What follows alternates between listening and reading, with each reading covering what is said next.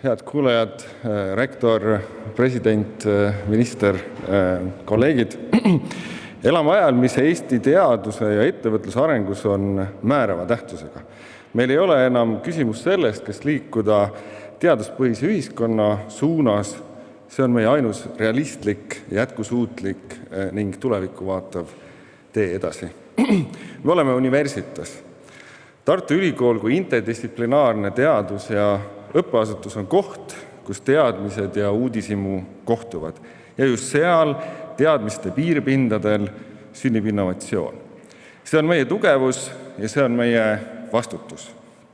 Ülikool on olemas kõik eeldused selle vastutuse kandmiseks. Meie inimesed, nende teadmised ning rahvusvahelised koostöövõrgustikud.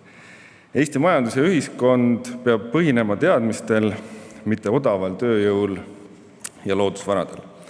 Praegune keeruline, see kõik on osa suuremast loost. Ka Euroopa on korraga reaalsusega silmitsi seismas.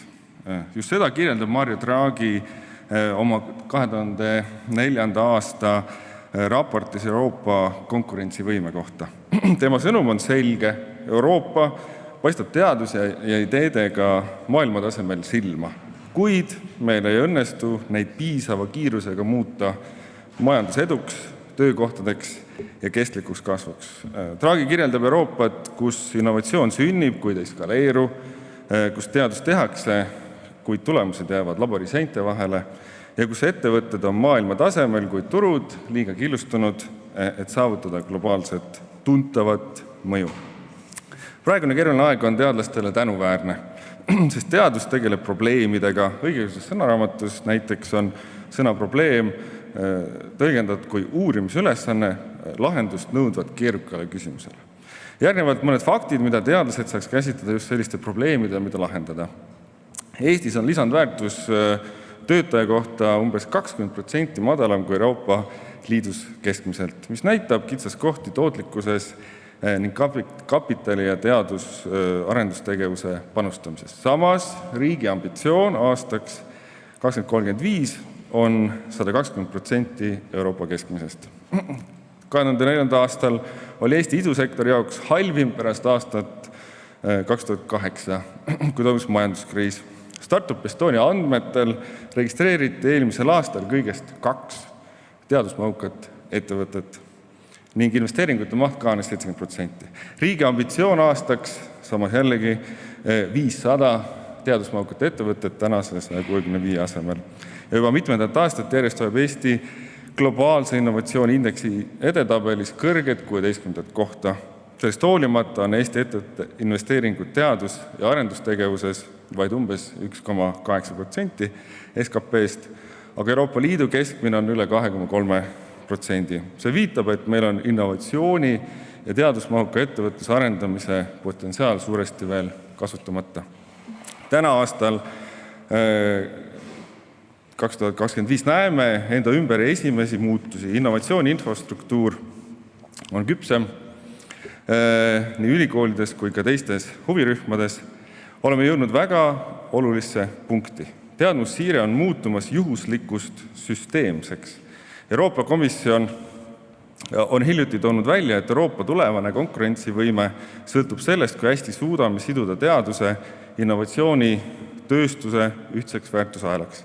See on koht, kus Eestil on oma roll, kui Euroopa räägib vajadusest muuta teaduse ja innovatsiooni majanduse keskseks teljeks, siis meil on selleks eelduseks olemas väike, paindlik riik, tugev teadusbaas ja kaasav teaduspõhise ettevõtluse ökosüsteem. Teadmussiirdel on aga 2 peamist mõõdet, majanduslik ja ühiskondlik. Nüüd vaatame mindi teist ühiskondlikku poolt. Selle aasta septembri avaliku arvamuse seireuuringu andmetel leidis vaid 43% Eesti inimestest, et meie riik võib end praegusel ajal tunda turvaliselt. Vastavalt selle aasta Eurobaromeetri uuringule koguni 63% inimestest arvavad, et viimase 7 päeva jooksul on nad kokku puutunud valeinfoga. 2023. aasta lõimumismonitooringu uuringu kohaselt on 28% muust rahvusest Eesti elanikest lõimumata ja passiivselt vastandavad ning 15% neist on aktiivsed, kriitilised ja usaldamatud Eesti suhtes. Kas me saame siinkohal väita, et välja toodud trendid on tuleviku väetis? Kindlasti, kuid eeldusel, et teadmussiirde protsessid on paigas ning endiselt suudame veel lennata lennukiga, mida alles ehitatakse. Ja oluliseks muutub ka küsimus, kuidas ühiskond suudab teadmist kasutada, mitte ainult toota. Üks võtmetegur on targa tellija kultuuri kujundamine. Oskus teaduspõhist teadmist teadlikult tellida, tõlgendada ja rakendada. Tark tellija mõistab, et ekspertteadmine ei ole kiire lahendus, vaid protsess, mis eeldab dialoogi ja vastastikust õppimist teadlaste, poliitikakujundajate, kodanikuühenduste ja ettevõtjate vahel. Selline koostöö loob pinnase, kus otsused ei põhine ideoloogilistel eelistustel ega juhuslikul arvamisel, vaid teadmistel ja analüüsil. Kui ühiskond kaotab kriitilise mõtlemise, muutub ta haavatavaks. Ükskõik, kui tugev on tehnoloogia või kaitsetööstus, kui inimesed ei suuda enam eristada tõde manipulatsioonist, on riik nõrk. Teadlastena tuleb meil endale ausalt otsa vaadata ja küsida, kas teeme piisavalt selleks, et meie tegemised oleks ühiskonnale mõtestavad ning vajalikud. Teadus ei saa jääda ainult akadeemiliseks dialoogiks, vaid peame teadlikult otsima koostööd ülikooliväliste partneritega, ettevõtjate, poliitikakujundajate, mõttekodadega. See on transdistsiplinaarsus oma kõige sügavamas tähenduses. Teadlaste dialoog ühiskonnaga. Lahti mõtestatult, rahvusülikoolina on meie vastutus mitte pelgalt piirduda teadusliku vaatluse, analüüsi ja üldistamisega, vaid võtta tuleb ka aktiivse tõlkija roll, et teadustulemused rakenduks ühiskondlikes protsessides, sest sotsiaalset mõju loovad vaid sellised koostöövormid, mis toetavad ühiskonda parimate otsuste tegemistel. Võimalus arenguhüppeks annab näiteks Euroopa konkurentsivõime fond mahuga 400 miljardit eurot, mis toetab 4 mõõtmevaldkonda. Üleminek puhtale energiale, digiüleminek, tervishoid, biotehnoloogia, kaitse ja kosmos. Ülikoolidel, eriti aga Tartu Ülikooli rahvusülikoolina, lasub selles kontekstis eriline vastutus. Meie teaduse tugevus ongi muuhulgas ka nendes valdkondades. Ja teadmussiiret teevad inimesed ja tulemus sõltub sellest, kui hästi sõnum edastatakse, ehk siis teadlastest, aga samavõrd ka vastuvõtjast, ehk siis ühiskonnast või tellijast. Ühiskonnana peame pingutama selle nimel, et kõik teadmussiirde osapooled osaleksid dialoogis. Teadlased peavad püstitama relevantseid uurimisküsimusi ja püüdma tulemusi selgitada. On vaja transdistsiplinaarseid tõlkijaid, poliitikakujundajad peavad olema reaalselt huvitatud ja valmis ka teadustulemusi arvesse võtma ning ettevõtjad peavad olema ambitsioonikad. Ühe sellise takerdunud dialoogile rektor eelnevalt juba viitas, kus korruptsioonivastane seadus on saanud tõsiseks takistuseks teadmussiirdes, sealjuures Eestis ainsana Euroopas. Lähtuvalt Universitas vaimust ei saa Tartu Ülikooli uus arenguskava temaatilisi fookusteemasid ega eelista loodusteadusi humanitaariale või meditsiini sotsiaalteadlastele.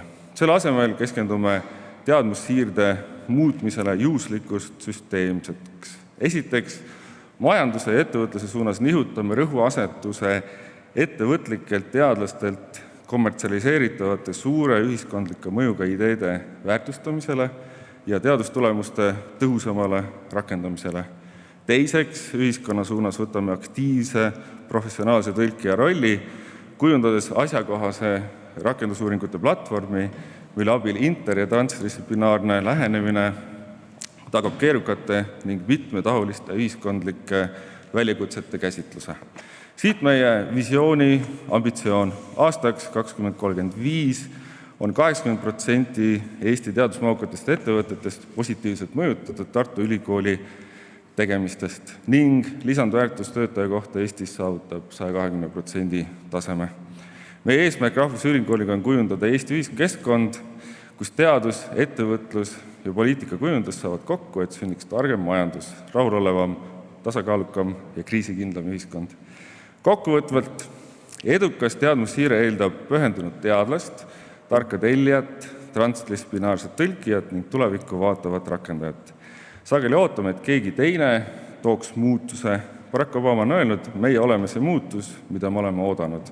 Muutuste elluviimiseks on praegu väga hea aeg, sest just keerulised ülesanded panevad teadlased tegutsema. Tuleb vaid uudishimu ühendada ambitsiooni ja vastutusega. Aitäh!